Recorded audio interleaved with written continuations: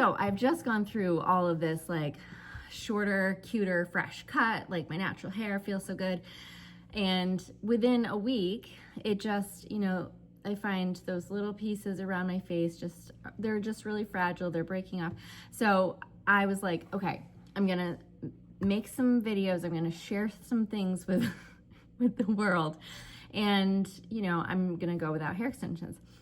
Except I still have to live in the real world, run my business, and try to show up as my best self for me, the world, and everyone else in it, because that's important to me.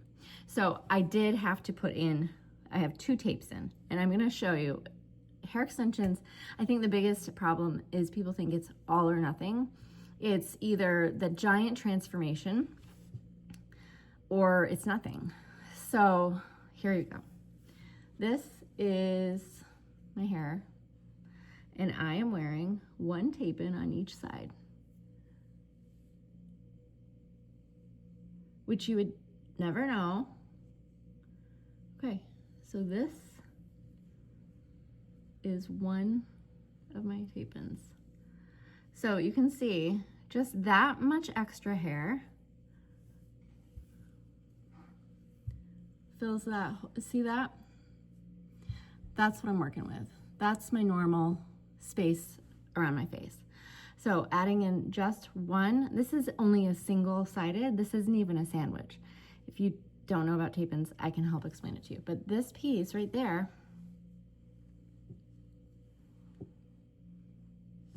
gives me the hair that I need so that I feel like I have hair around my face. It fills the style in, it fills the shape in, and it just looks a little fuller and more natural.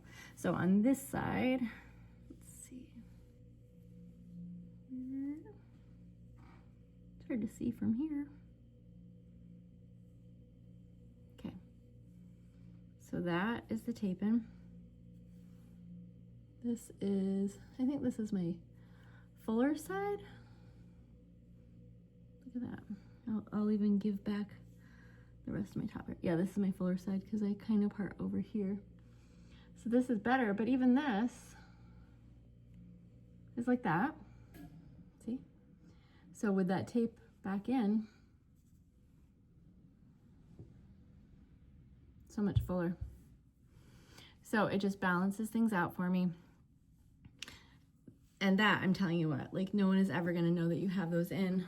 Super, super flat, so flat to the head. So what I was going to do is like maybe a couple more, but honestly, you don't need them. You can have them, but the more you do with tape-ins, the more maintenance you have. And for me, I'm like, I'm gonna throw these in, get myself through this time period. But what I wanna try are bonds as well. So for bonds, you don't move those up, you just put those in and then they grow out. You can typically wear them for anywhere like 3 to 6 months average. Some people can wear them longer.